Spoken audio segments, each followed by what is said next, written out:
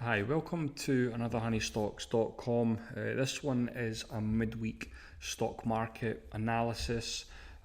I've had a lot of messages, a lot of questions, a lot of emails after the last 48 hours in the market, and if the landscape has changed because of a few charts that I have also posted to social media in the last couple of days, just highlighting areas that I feel warrant some defensive action in the market. Now, I think that the first thing I want to do is just spend a couple of minutes just walking through history here, because I think it's very, very relevant to what we're currently seeing, and that will be apparent when I scroll over to the rest of this chart. Now, for those of you that are maybe new to my work, you'll all understand that I'm not a doom monger. I'm not someone that calls for corrections or crashes. I think it's irresponsible. But what I do have a bit of a track record for doing is understanding when the dynamics of the market are changing a little bit and when to start to think about maybe defensive action in the market. Now, previous corrections, 2018 January, very easy to spot. The market was massively overbought. I think everybody and their dog knew that a big pullback was coming, and that's ultimately what resulted in this market correction. If we fast forward to October 2018, now this was quite a violent correction at the time. Now, what were the characteristics of this correction? Well, one, we had a failed breakout, as the chart can demonstrate, but we also had, with that, we had a bearish divergence. Now, what a bearish divergence is we've got higher highs in price, but we can see that under the surface momentum is slightly declining. Now, that was, again, very easy. I think most good market analysts who incorporate technicals will have probably picked that one up. Certainly it was fairly straightforward, and of course the market fell off a cliff. For those of you that maybe remember this period, we had extreme volatility where we had market limit ups, limit downs, and it was a very stressful market environment, and I basically went to cash for 3 months and I was perfectly okay with that.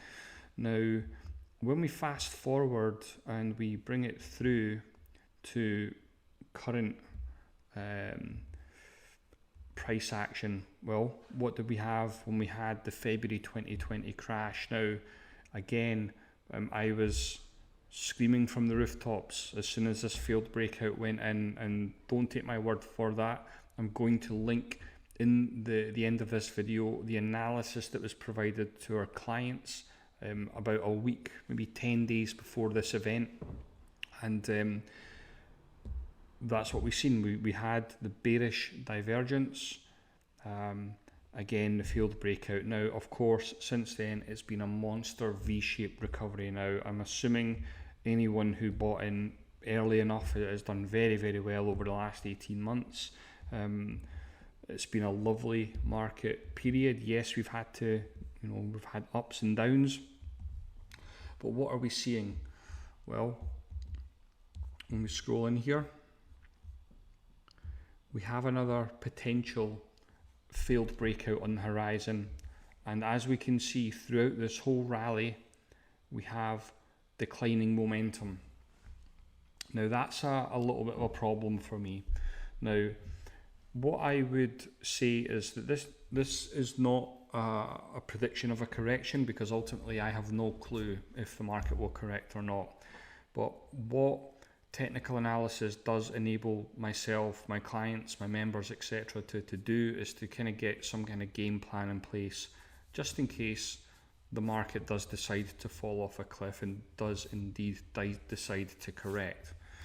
Now, this is SPX chart. Now, again, for those of you that have followed my work for the last 12 months, you'll know that the upside objective was met in the S&P 500.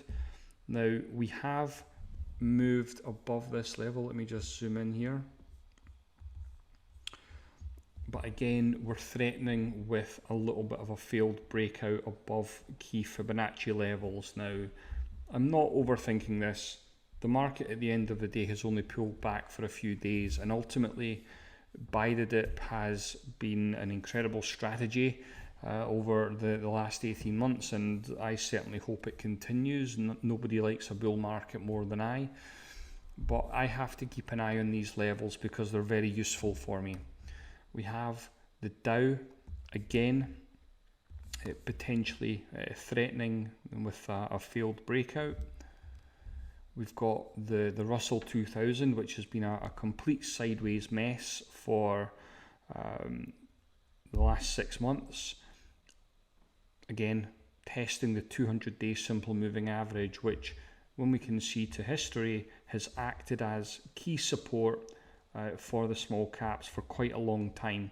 So if the small caps give up that 200-day simple moving average and ultimately give up this support level, again, that's going to be a lot of pain on the horizon for anybody that's holding small caps. Ultimately, of course, I hope the 200-day simple moving average will act as support and the market continues to make new highs. But again, sometimes buy the dip doesn't work, and we have to just endure these corrective phases, and we have to be prepared for it. Again, this is technology. Again, what are we seeing? We've got bearish divergence, and we're giving up the 20-day simple moving average. And as we can see, the chart demonstrates that in the past, the 20-day simple moving average has acted as good support. And whenever the 20-day simple moving average is given up, there seems to be a little bit of a pain in the near term future. So this is all information that I can use again to help me navigate. At the end of the day, technical analysis enables me to manage risk, and ultimately that's what this game is about. It's about identifying risk to reward propositions and managing risk. It doesn't give us a crystal ball into the future, but like I said, it does give us some very key information that we can use to make better informed decisions. You'll have seen me post this chart numerous times to social media over the last 12 months.